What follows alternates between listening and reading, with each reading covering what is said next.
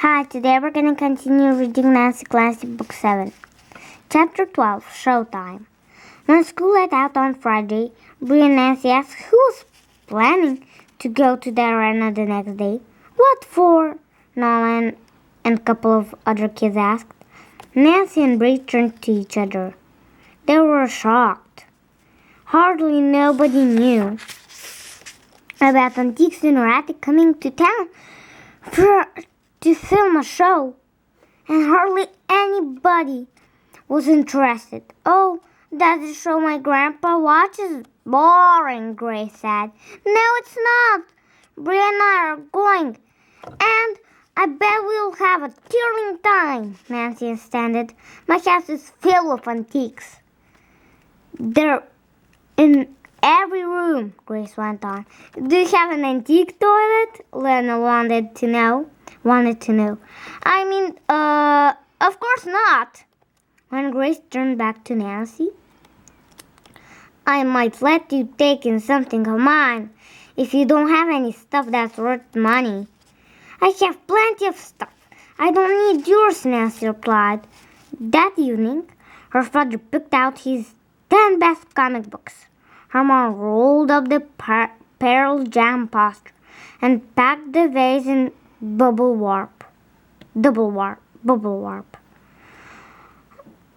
Later on, Nancy and Bree sent many messages back and forth, discussing what to wear.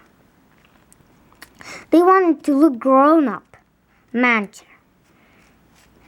They ended up deciding on a purple smoke dress she'd worn to her cousin's bar mitzvah, and, of course, a teardrop necklace.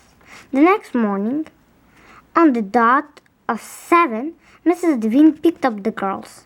Half an hour later, they joined a long line that inched toward the entrance to the arena. Thousands of people had shown up. There were people carrying rugs and tables and lamps, old sofas and armchairs, dolls and dollhouses. Lots of them, and statues, all of all sizes. One family lugged in an elephant made entirely of white string. It was almost the size of a real elephant. It barely fit through the door. Mrs. Devine laughed. Oh, Lord! An actual white elephant. A white elephant, she explained, was something very rare, but totally unless.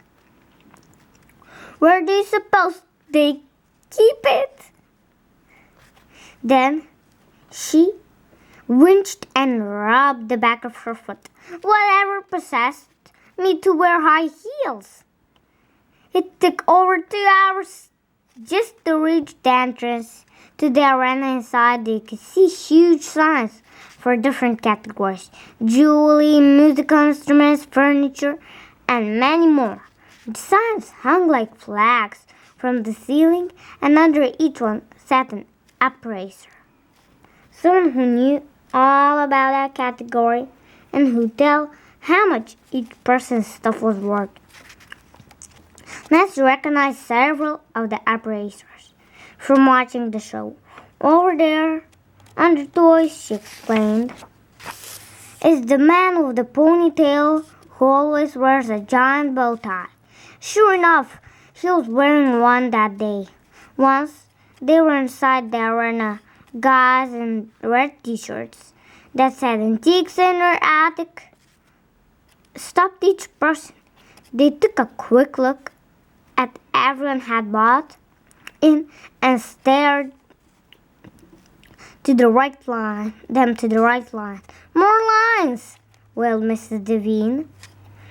Bree was sent to the military items, Mrs. Devine to china and silverware, and Nancy to pop culture. Nancy was about to give Mrs. Devine the vase of masks, but one of the guys in the t-shirt said, in a nice way, you needn't bother. Oh, so the masks vases were just plain ugly, not ugly and available. We'll call each other every 10 minutes to stay in touch. Mrs. Devine reminded the girls. Then they showed her that their cell phones were fully charged and listened Mrs. Devine's phone number. The pop culture line was fun. Behind Nancy were her father and his son. They had a bunch of movie posters from old horror movies. Creature from the Black Lagoon. I Was a Tangy Werewolf. Night of the Living Dead. It was lucky Brie wasn't on the slide. She couldn't stand the sign of anything bloody or gruesome. Nancy showed them her rock concert poster and the 10 comic books. Cool, the dad said, but Nancy could tell he wasn't impressed. Neither was the operator. I'm afraid that the concert poster has just centimeter volume for your parents, he said.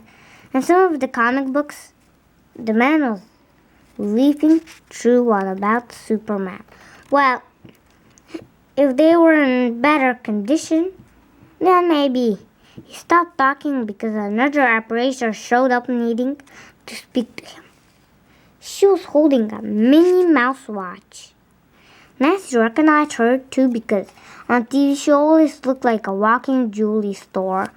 She wore necklaces, tiaras, earrings, bracelets, and pins.